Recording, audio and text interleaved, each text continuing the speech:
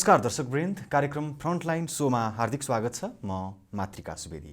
हामी यस कार्यक्रममा आम जनतासँग सम्बन्ध राख्ने विभिन्न विषयमा आधारित रहेर विभिन्न क्षेत्रमा आबद्ध व्यक्तित्वहरूसँग संवाद गर्ने गर्छौँ। र यसै क्रममा आज मसँग संवादको लागि हुनुहुन्छ काठमाडौँ जिल्लामा अवस्थित कीर्तिपुर नगरपालिकाकी उपमेयर सरस्वती रिजाल खड्का। स्वागत छ यहाँलाई कार्यक्रम फ्रन्टलाइन सोमा। धन्यवाद। नमस्कार। हामी कोभिड-19 को सन्तास यो जोखिमको बीचमा छौँ विगत केही महिनादेखि। कीर्तिपुर नगरपालिकालाई हेर्दाखेरि चाहिँ कतिको प्रभावित छ? आज चाहिँ चैत्र 11 गतेदेखि लकडाउन पनि सुरु भयो। त्यो पश्चात अब विश्व नै महामारीको रूपमा लिएको कोभिड-19ले गर्दा अब नेपालमा पनि अब दिन प्रतिदिन चाहिँ कोभिडको सङ्ख्या बढिरहेको अवस्था छ। त्यसमा पनि उपत्यकामा नै विशेष गरेर। त्यो हुँदा कीर्तिपुर त अछुतो रहने कुरै भएन। त्यो भइसकेपछि चाहिँ अब कीर्तिपुरमा पनि कोभिडको सङ्ख्या दिन प्रतिदिन काठमाडौँ उपत्यकाकै बढ्दा कीर्तिपुरको पनि बढेको छ। त्यसले गरेर चाहिँ अहिले जनमानसमा अलिकति अप्ठ्यारो खालको अवस्था आएको परिस्थिति छ भने हस्पिटलहरूमा जान खोज्यो भने पनि अब त्यो चाहिँ अक्सिजनहरू नपाउने खालको त्यो खालको अवस्था अनि जटिलताहरू चाहिँ बढेको अवस्था चाहिँ छ। नागरिकहरूले जनजीवन चलाइरहेका छन्। हजुर, यसको रोकथामको लागि, नियन्त्रणको लागि लकडाउन भए त आजसम्म के गर्नुभयो क्रमैसँग भन्नुहोस् न। हामीले चाहिँ अब सुरुको चरणमा लकडाउन भइसकेपछि अब हामी स्थानीय तहको जनप्रतिनिधिहरू हामी चाहिँ लकडाउन भयो भनेर कुनै दिन पनि घर बसेको दिन चाहिँ छैन। नियमित अब खटेकै छौँ। जनमानसहरूमा पुग्दाखेरि चाहिँ हामीले उहाँहरूसँग सुरुको चरणमा त हामीले चेतनामूलक कार्यहरूलाई नै अगाडि बढायौँ। सचेतनाका कार्यहरू जस्तै हात धुने, साबुन पानीले हात धुउँ भन्ने, अनि ठाउँ ठाउँमा चाहिँ यो पानी सहितका चाहिँ धारोहरू सहित राख्ने, यो सेनिटाइजरहरू युज गर्नु भन्ने, मास्क लगाउँ भन्ने त्यस्ता अभियानहरू नै हामीले सुरु गऱ्यौँ। त्यसपछि चाहिँ हामीले के गर्यौँ भन्दाखेरि चाहिँ डिसइन्फेक्ट गर्ने खालको कामहरू पनि हामीले गऱ्यौँ। त्यो सँगै गइसकेपछि टोल बस्तीहरूमा चाहिँ यो स्वयंसेवीहरू नै खटाएर पनि हामीले चाहिँ आफ्नो जुन कीर्तिपुरको हुँदा चाहिँ कीर्तिपुर छिर्ने नाकाहरूलाई अलि व्यवस्थित गर्ने गरी जाउँ भन्ने गरी पनि हामीले गऱ्यौँ। र अलिकति पछिल्लो समय आइसकेपछि हामीलाई के भयो त भन्दा काठमाडौँको एउटा पालिकाले मात्र गरेर पनि हुँदैन, नाकाहरूमा चाहिँ सबै पालिकाहरूले नै कन्ट्रोल गर्नुपर्छ भन्ने गरी पनि हामी लाग्यौँ। र नाकाहरूमा चाहिँ अलिकति व्यवस्थित गर्नको लागि चाहिँ काठमाडौँ उपत्यकाका सबै जुट्नुपर्छ भनेर सबै पालिकाहरूले त्यो खालको अभियान पनि सुरु भयो। काठमाडौँमा उपत्यका नगरपालिका फोरम छ, त्यो मार्फत पनि सुरु भयो। त्यसरी नै सुरु गरियो। त्यति हुँदा हुँदै पनि हामीले चाहे जस्तो गर्न सकेनौँ। र हामीले पछिल्लो समय चाहिँ अब कोभिड भइसकेर बढ्दै क्रममा गइसकेपछि चाहिँ हामीले पिसिआर ल्याब चाहिँ स्थापना गऱ्यौँ कीर्तिपुर नगरपालिकामा। र यो कन्ट्र्याक्ट ट्रेसिङ भएकोहरूलाई चाहिँ टेस्ट गराउनको लागि सहजताको लागि नै त्यहीँ गऱ्यौँ। र हामीले चाहिँ क्वारेन्टाइन स्थापना गऱ्यौँ, आइसोलेसनको स्थापना गऱ्यौँ। त्यसरी अगाडि बढायौँ भने अहिलेसम्म आइपुग्दाखेरि चाहिँ अब हामीलाई अक्सिजनको अलिकति अभाव भयो, भेन्टिलेटरमै राख्नु पऱ्यो भने पनि गाह्रो हुने खालको भयो भनिसकेपछि चाहिँ अहिले तत्कालै हामीले निर्णय गरेर अगाडि बढेका छौँ। हामीले चाहिँ अब कीर्तिपुर अस्पतालमा नै यो व्यवस्थित गर्ने गरी चाहिँ हाई फ्लो अक्सिजन चाहिँ हामी चाहिँ खरिद प्रक्रियामा गइसकेको छ। हाई फ्लो अक्सिजन चाहिँ राख्ने खालको त्यसरी चाहिँ हामीले निर्णय गरेर अगाडि बढेका छौँ भने सुविधा सम्पन्न एम्बुलेन्स चाहिँ हामीले लिएका छौँ कीर्तिपुर नगरपालिकाले, जो चाहिँ कोभिडकै बिरामीहरूलाई बोक्नको लागि। त्यसरी पनि हामीले चाहिँ यसरी काम गरिरहेको अवस्था छ। कोभिड-19 को जोखिमको न्यूनीकरणको लागि र नागरिकलाई सुरक्षा प्रत्याभूत गराउनको लागि हरदम प्रयासरत हुनुहुन्छ यहाँहरू, हैन? अघि यहाँले भनिहाल्नुभयो पिसिआर ल्याब पनि चाहिँ सञ्चालन गरियो, स्थापना गरियो भन्नुभयो। तर कता कता सुनिन्छ त्यो ल्याब सञ्चालनमा अलिकति समस्या उत्पन्न भयो, कन्टिन्यू चाहिँ फुल फ्लेजमा चलाउन सकिएन भन्ने गुनासो कीर्तिपुर नगरपालिकाले गरेको भन्ने लाग्छ। यो विषयमा के भनिदिनुहोस् न। हामीलाई चाहिँ गर्व चाहिँ के छ भने हामीले हाम्रो कीर्तिपुरवासीहरूलाई पिसिआर टेस्ट गर्न कन्ट्याक्ट ट्रेसिङमा जो हुनुहुन्छ उहाँहरूलाई चाहिँ कतै जानु नपर्ने, हामीले तुरुन्तै टेस्ट आफैले गर्न पाउने, त्यसमा हामी गर्व नै महसुस गर्छौँ। हामीले ल्याब स्थापना गऱ्यौँ। त्यसमा चाहिँ अब त्रिभुवन युनिभर्सिटीसँग सहकार्य गरेर नै हामीले स्थापना गरेका हौँ। तर के छ त भन्दा त्यसको चाहिँ अब पालिकाले नै सञ्चालन गर्दाखेरि चाहिँ पिसिआर ल्याबै सञ्चालन गर्नु भन्दा पनि त्यसलाई चाहिँ दिगो रूपमा अगाडि बढाउनु नै चाहिँ महत्त्वपूर्ण कुरा रहन गयो। र दिगो रूपले सञ्चालन गर्नको लागि चाहिँ एउटा पालिकाको चाहिँ धेरै सीमित स्रोत साधनहरू पनि हुन्छन्। अब स्वास्थ्य मात्र नभई स्वास्थ्य, शिक्षा, रोजगारीदेखि यावत कुराहरू, पूर्वाधारदेखि सारा कुराहरू चाहिँ नगरपालिकाले हेर्नुपर्ने हुन्छ। त्यो हुँदाखेरि चाहिँ पिसिआर ल्याबमा हुने जुन यो खर्च छ त्यसलाई धान्नको लागि चाहिँ नगरपालिकालाई अप्ठ्यारो परेको अवस्था हो। र त्यहाँ फेरि दक्ष जनशक्तिहरू हुनुहुन्छ र ती जनशक्तिहरूको लागि चाहिँ अब त्यहाँ र अनि त्यसपछि त्यसको जुन पिसिआर ल्याब स्थापना भएको छ त्यहाँको भौतिक संरचनादेखि वातावरण साह्रै राम्रो खालको छ। तर त्यति हुँदाहुँदै पनि हामीले कन्ट्र्याक्टेसनको लागि मात्र गराउनु पर्ने बाध्यात्मक अवस्था चाहिँ हामीसँग छ। किनकि हामीले चाहिँ अब कहिले 50-60 जनाको गर्छौँ, कहिले 100 जनाभन्दा अलिकति प्लसको गर्छौँ, तर त्यहाँ चाहिँ 400 जनाभन्दा प्लसको गर्न सक्ने अवस्था चाहिँ छ। त्यो भएको हुनाले चाहिँ हामीले त्यहाँको जनशक्तिले धान्न सक्ने खालको हुँदाहुँदै पनि थोरै जनाको गर्नु परेको त्यो चाहिँ हो। तर हामीले त्यसमा अब अरू जनगुनासो नै आउने गरी भन्दा पनि हामीले निरन्तरता कसरी दिने, दिगो रूपमा कसरी सञ्चालन होस् भन्ने कुरा नै मात्र नै हो। त्यति नै कुरा हो। अरू पूर्ण क्षमतामा सञ्चालन गर्न पाए थप प्रभावकारिता यसको देखिन्थ्यो भन्ने यहाँको भनाइ। पूर्ण रूपमा सञ्चालन गर्न सक्यो भने थप प्रभावकारिता हुन्छ र जुन सेन्ट्रल ल्याबमा अहिले जुन भिडभाड छ त्यो भिडभाड पनि कम हुन्छ। फेरि राजधानीको सँगै जोडिएको नगरपालिका पनि पर्यो। हजुर हैन। अहिले यतिखेर चाहिँ अब कोभिड-19मा त सारा नेपाल लगभग विश्व नै केन्द्रित नै छ हैन। प्राय जनप्रतिनिधिहरू त्यसमै केन्द्रित छन्, हुनु पनि पर्छ। त्यो बाहेक अरू काम पनि अगाडि त बढाउनु नै छ। कोभिड भनेर मात्रै पनि जीवन चल्दैन, जीविका चल्दैन हैन। अहिले कीर्तिपुर नगरपालिकामा चाहिँ नगरपालिकाले ध्यान दिएको खास कोभिड बाहेक अर्को कुरा के हो? कोभिड सँगसँगै आइसकेपछि चाहिँ अब तुरुन्तै लकडाउन पनि भयो। त्यो हुँदाखेरि चाहिँ मान्छेहरूलाई चाहिँ राहत बाँड्नुपर्ने यो खालको अवस्था पनि हामीसँग आयो। हामीले चाहिँ राहतहरू वितरण गर्ने कामहरू पनि गऱ्यौँ। अब त्यसो हुँदाखेरि चाहिँ त्यो नै फेरि विकल्प त होइन, अन्तिम विकल्प त्यो पनि थिएन राहत बाँड्नु। त्यो भएको हुनाले हामीले विकास निर्माण सँगसँगै कामलाई अगाडि बढाउन सक्यौँ भने चाहिँ यो राहतका कुराहरूलाई पनि हामीले त्यसमा चाहिँ जोड्न सक्छौँ भन्ने गरी विकास निर्माणका कामहरू अगाडि बढायौँ। र अहिले महत्त्व दिएर अगाडि बढाइराखेको भनेका विकास निर्माणका कामहरू नै हुन्। र हामीले चाहिँ यो नीतिमा के छ भन्दा हाम्रो 77-78 को चाहिँ नीतिमा नै हामीले के राख्यौँ भन्दा अधुरा कामहरूलाई पुरा गर्ने भनेर पहिलो प्राथमिकतामा राख्छौँ भनेका छौँ। र हामीसँग चाहिँ थुप्रै सडकहरू चाहिँ हामीले विस्तार गरेका छौँ। त्यसमा लगभग 90% सडकहरू विस्तार गरेको छौँ। र त्यसलाई चाहिँ अब चाहिँ हामी फिनिसिङका कामहरू गर्छौँ भनेर चाहिँ कीर्तिपुर नगरपालिका लागिराखेको अवस्था छ भने खानेपानीको लागि पनि हामीले चाहिँ केही कामहरू चाहिँ खानेपानीको कामहरू गरेका छौँ र 75% समस्याको समाधान भएको छ। थप 25% को लागि चाहिँ हामीसँग पर्याप्त मात्रामा चाहिँ यो स्रोतहरू चाहिँ नगरपालिकाभित्रकै पानीका मुहानका स्रोतले भ्याउन सक्ने अवस्था छैन। तर मुहानमा जुन अहिले चाहिँ मुहानमा पनि अलिकति स्रोतहरू बढेको अवस्था छ। त्यो हुँदाखेरि चाहिँ त्यसको व्यवस्थापनको पाटोमा लाग्ने गरी चाहिँ यो केयुकेलाई पनि हामीले निर्देशन गरिरहेका छौँ र काम गर्ने गरी अगाडि बढिरहेका छौँ। भने अब शिक्षामा भनेको चाहिँ अब शिक्षा त एकदमै अन्योलता अवस्थामा छ। अनलाइन शिक्षाहरू चलाउने गरी चाहिँ यो छलफल गरेर नै अगाडि बढाइराखेको छ। सरसफाइ र रोजगारीका कुराहरूलाई नै प्राथमिकता दिन्छौँ भनेर अगाडि बढाइराखेको अवस्था छ। सडकको कुरा गर्नुभयो, 90% सडक ट्र्याक खोल्ने या प्रारम्भिक चरणको सडक सम्बन्धी काम पुरा भयो भन्नुभयो। अब नगरपालिकाभित्र कुनै नागरिक या कुनै गाउँ बस्ती सडक सञ्जालबाट जोडिन बाँकी अथवा सडक ट्र्याक खोल्दै हुन्थ्यो भन्ने खालको गुनासो बाँकी छैन? त्यसभए कीर्तिपुर नगरपालिकामा चाहिँ के छ भन्दा हामीले ट्र्याकै खोल्ने भन्दा पनि कुनै ठाउँमा ट्र्याक खोलेका छौँ। तर भएका सडकहरूलाई पनि ती सडकहरू चाहिँ अब 20औं वर्ष अगाडि बनेका थिए। बन्दाखेरि त्यति बेलाको आवश्यकतामा त्यो ठिक थियो। तर अहिले आउँदाखेरि चाहिँ त्यो चाहिँ अलिकति चाहिँ सानुगुरो भएको अवस्था भयो। त्यो भइसकेपछि त्यसलाई विस्तार गर्ने काम र फुटपाथ सहितको बनाउने गरी चाहिँ जो चाहिँ यो पैदल यात्रुहरूको लागि पनि सुरक्षाको लागि पनि सुरक्षाको अनुभूति दिलाउने गरी चाहिँ हामीले बनाएका हौँ। र अब सडक सञ्जाल चाहिँ हाम्रो सबै वडाहरूमा जोडिसकेको अवस्था छ र त्यसलाई फिनिसिङ गरेर अगाडि बढ्दाखेरि चाहिँ हामीले पुरा गर्न सक्छौँ। र केही चाहिँ ट्र्याकहरू पनि खोल्नुपर्ने पनि बाँकी छ भने हामीले कीर्तिपुरको चाहिँ केही 3, 4 र 9 नम्बर वडामा पर्ने ठाउँमा चाहिँ व्यवस्थित सहरीकरणको लागि चाहिँ ढल्पा सलेनथान जग्गा एकीकरण परियोजना भनेर पनि हामीले स्थापना गरेका छौँ। र सडककै लागि भनेर चाहिँ छुट्टै यो इकाइ नै खडा गरेर चाहिँ अगाडि बढाएका छौँ।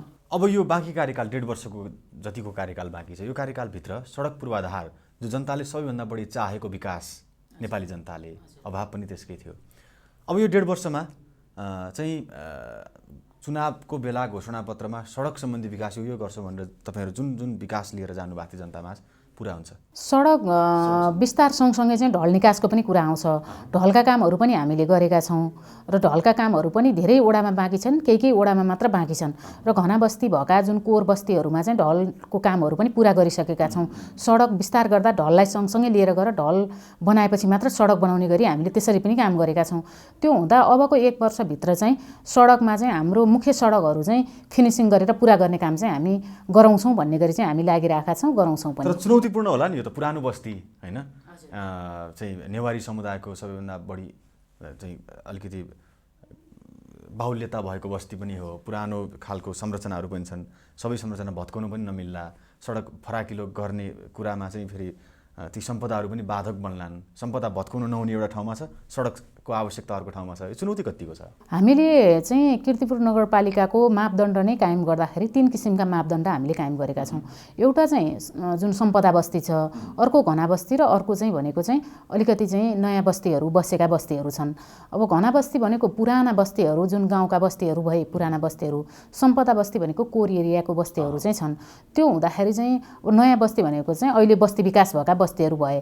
त्यसरी हामीले चाहिँ हेरेका छौँ, र सम्पदा बस्तीहरूको चाहिँ हामी सम्पदाको त संरक्षण गर्ने गरी नै हामीले लागेका छौँ, र सम्पदाहरूलाई चाहिँ हामीले जुन किसिमको यो कीर्तिपुरलाई चाहिँ हामीले जानकारी प्राप्त भएअनुसार विश्व सम्पदा सूचीमा थियो भन्नेको पनि थियो पहिला चाहिँ। अहिले चाहिँ सम्पदा सूचीमा नभएको हुनाले त्यसमा पहल कदमी गर्छौँ भनेर पनि कार्यपालिकाले निर्णय गरेर नै हामी अगाडि बढिरहेको अवस्था छ। खासमा आउनु यही चाहन्थेँ, कीर्तिपुर एउटा यस्तो इतिहास बोकेको चाहिँ छुट्टै एउटा चाहिँ इतिहास बोकेको सहर हो। काठमाडौँसँगै जोडिएर पनि काठमाडौँभन्दा विभिन्न हिसाबले अलग छ त्यो, होइन?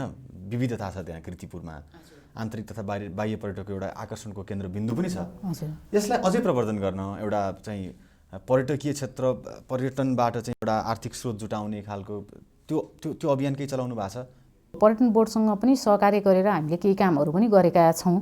त्यसमा चाहिँ हामीले कीर्तिपुरको सिटी ब्रान्डिङ पनि गरिसकेका छौँ।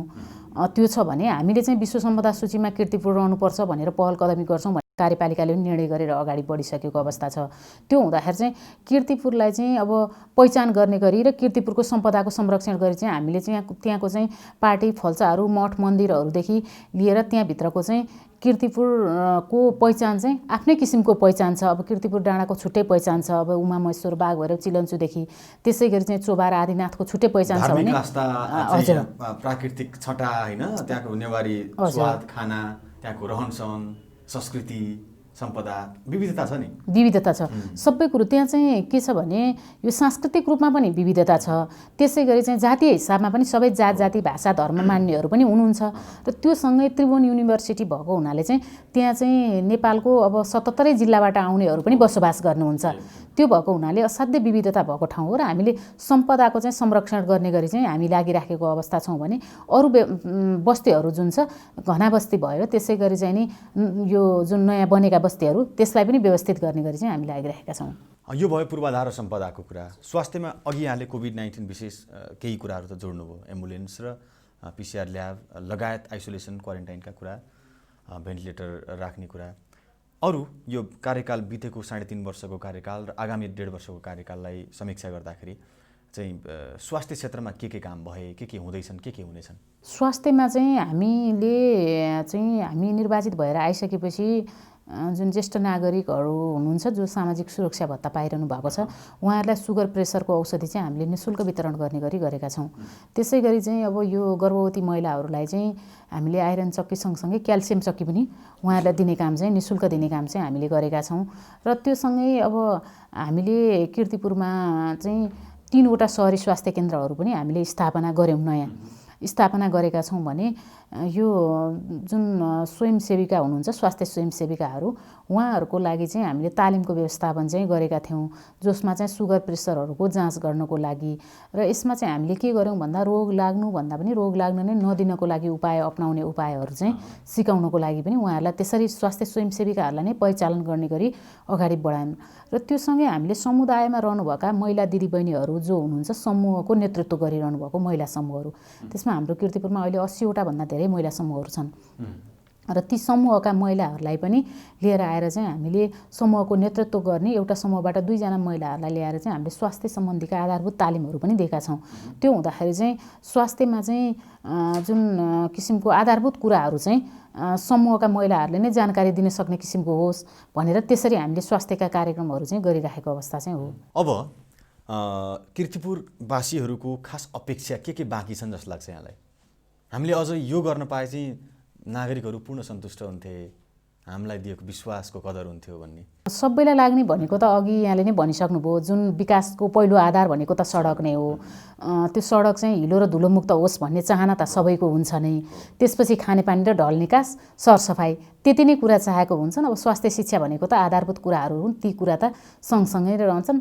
अब सबैले चाहने कुरा नै त्यही हो जस्तो लाग्छ र हामीले अब त्यही कुरालाई नै हेरेर पनि अगाडि बढिरहेका छौँ, महसुस गरेर नै अगाडि बढाएका छौँ। तपाईँलाई आफ्नै मूल्याङ्कन आफैले गर्दाखेरि र आफ्नो टिम, नगरपालिका, मेयर, उपमेयर लगायत कार्यपालिकाको एउटा समूह छ, यो 5 वर्षको कार्यकाल सकिँदाखेरि कति % सफल हुन्छु भन्ने तपाईँहरूको अपेक्षा छ? अब यसमा के छ भने हामी निर्वाचित भएर आएको हाम्रो कीर्तिपुरको भनेको चाहिँ हाम्रो नगर प्रमुख आदरणीय रमेश महर्जनज्यूको टिमभित्र चाहिँ हामी 54 जना जनप्रतिनिधि रहेर काम गरिरहेको अवस्था छ। र हामीले गर्दा चाहिँ अब 15 वर्ष भन्छु म, 20औं वर्ष त नभनौँ, 15 वर्ष भन्छु। जनप्रतिनिधि विहीन अवस्थामा कर्मचारीले चलाउनु पनि ठुलो कुरा हो। सिस्टमहरू चाहिँ हामीले कसरी चलायो भन्ने कुरा त छुट्टै कुरा छँदैछ, त्यसको समीक्षा छुट्टै हुनसक्छ। तर यो बिचमा निर्वाचन भइसकेपछि जनताका पनि थुप्रै अपेक्षाहरू भए र हामीले पनि थुप्रै कामहरू गर्नुपर्छ भन्ने भाव चाहिँ लियौँ। त्यो हुँदा कर्मचारीको लागि पनि नयाँ भयो, किनकि स्थानीय निकायमा काम गरेको कर्मचारी स्थानीय तहमा भयो, जनप्रतिनिधिहरू पनि नयाँ नै भयौँ। तर त्यति हुँदै पनि हामीले सिस्टम बसाउने काम चाहिँ गराएका छौँ र सिस्टम नै सबैभन्दा ठुलो कुरा हो। र हामी नगरपालिकाबाट 5 वर्षको कार्यकाल पुरा गर्दा फाउन्डेसन तयार हुने काम चाहिँ हुन्छ र सिस्टम बस्ने काम चाहिँ हामीले बनाउँछौँ। सिस्टम नै ठुलो कुरा भएको हुनाले सिस्टम बसेपछि चाहिँ त्यो स्मुथली अगाडि बढ्छ भन्ने लाग्छ मलाई। त्यसमा चाहिँ ढुक्क साथ हामीले भन्न सक्छौँ। अर्को कार्यकालमा जो आउँछ त्यसले खुला हिसाबले स्वतन्त्र भएर हिँड्न सक्ने एउटा चाहिँ त्यो आधारशिला तपाईँहरूले बनाउन सक्नुहुन्छ। फाउन्डेसन तयार हुन्छ, पूर्ण रूपमा फाउन्डेसन तयार हुन्छ, किनकि हामीले थुप्रै ऐन कानुन नीति नियमहरू पनि बनाएका छौँ। अघि मैले भने नि सिस्टम बन्छ, त्यो हुँदा सिस्टममा हिँड्नको लागि सहज हुन्छ। कोभिड-19ले अघिल्लो आर्थिक वर्षमा नै केही क्षति पुर्यायो, केही बाधा पुर्यायो होइन। चैतदेखि नै लकडाउन भयो भनेपछि चैत वैशाख जेठ त बढीभन्दा बढी विकास हुने महिना नेपालको प्रचलनले। मलाई लाग्दैन कीर्तिपुरमा त्यो हुन्छ, अगाडि नै भयो होला धेरै काम। यो आर्थिक वर्ष, अघिल्लो आर्थिक वर्षको नि अलिकति समीक्षा गरौँ, कतिको बाधा पुर्यायो कोभिडले, र यो आर्थिक वर्ष 2077-78 केन्द्रित कीर्तिपुर नगरपालिकाका योजना के हुन् खासमा? अघिल्लो आर्थिक वर्षमा हामीलाई केही बाधा त पुर्यायो, तर त्यति हुँदाहुँदै पनि हामीले सामाजिक विकासका कामहरू चाहिँ त्यति अगाडि बढाउन सकिएन। तर पूर्वाधार विकासमा चाहिँ हामीले चाहिँ सम्झौता गरेर अगाडि बढिसकेको थियो 24सम्ममा। त्यो हुँदा चाहिँ हाम्रो के थियो भन्दा हामीले दायित्व सिर्जना भइसकेको थियो।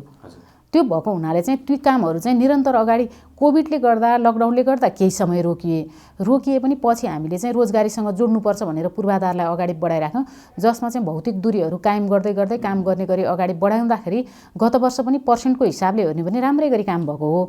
र यो आर्थिक वर्षमा पनि हामीले चाहिँ नगर स्तरीय र वडा स्तरीय हेर्ने हो भने पनि अब नगर स्तरीय योजनाहरू पनि केही सङ्ख्यामा अगाडि बढिसकेका छन्, वडा स्तरीय योजनाहरू पनि केही सङ्ख्यामा अगाडि बढेका छन् र त्यसै गरी चाहिँ सामाजिक विकासको पाटोको कामहरूलाई पनि हामीले अगाडि बढाइसकेका छौँ। र अहिले नै अब यो हामी चाडपर्वको नजिक पनि रहेको हुनाले अब पर्सेन्टकै आधारलाई हेर्ने हो भने त चाडपर्व सकिएपछि चाहिँ अझै राम्रो गरी अगाडि बढ्न सक्छ। र कोभिडसँग त अब कोभिडलाई हामीले कोभिडको कारणले भन्ने त्यो बहाना त बन्न सक्छ, तर कोभिडै भन्दा पनि कोभिड सँगसँगै पनि हामी कसरी रहन सक्छौँ, भौतिक दूरी कायम गर्ने, मास्क लगाउने, बेला बेलामा साबुन पानीले हात धुने, सेनिटाइजर युज गर्ने गर्दै काम गरेर नै अगाडि बढ्नुपर्छ भन्ने भाव लिएर नै हामीले काम गरिरहेका छौँ। अब त कोभिड-19 सँगसँगै कति वर्षसँगै अघि बढ्नुपर्ने थाहै छैन कसैलाई। यहाँको नेतृत्व चाहिँ एउटा यहाँको जिम्मेवारी न्यायिक समितिको संयोजकको पनि छ होइन। तपाईँको नगरपालिकामा चाहिँ न्यायिक समितिमा कस्ता मुद्दा या विषय या घटना बढी आउँछन्, त्यसको निरूपण कतिको गर्नुभएको छ, अलिकति यो बताइदिनुहोस् न। हामीले यो कोभिड भइराख्दाखेरि पनि यसमा न्याय चाहिँ नि हामीले न्यायलाई मर्न दिँदैनौँ भनेर न्यायिकको कामहरू चाहिँ गरिराखेको अवस्था छ। यो हुँदाखेरि अब कीर्तिपुर नगरपालिकामा नै मात्र होइन होला जस्तो लाग्छ मलाई, उपत्यका सबै ठाउँमा त्यही होला जस्तो लाग्छ। यो जग्गा जमिनका विवादहरू चाहिँ अधिकांश विवादहरू जग्गा जमिनका विवादहरू तेरो मेरो भन्ने विवादहरू नै आउने गरेका छन्। र अब जनमानसहरूको भाव पनि के छ भन्दाखेरि चाहिँ न्यायिक समिति भइसकेपछि सबै काम चाहिँ न्यायिक समितिले नै गर्छन् भन्ने खालको हुन्छ। तर त्यसभित्र पनि अधिकार क्षेत्र त न्यायका कुराहरूमा अधिकार क्षेत्र हुन्छन्। आफ्ना अधिकार क्षेत्रभित्र भएका कुराहरूलाई गर्न सकिन्छ, नभएकोलाई निर्णय गर्नै सक्ने अवस्था हुँदैन। मेलमिलाप गर्ने अधिकतम प्रयत्न गर्ने काम चाहिँ गरिन्छ।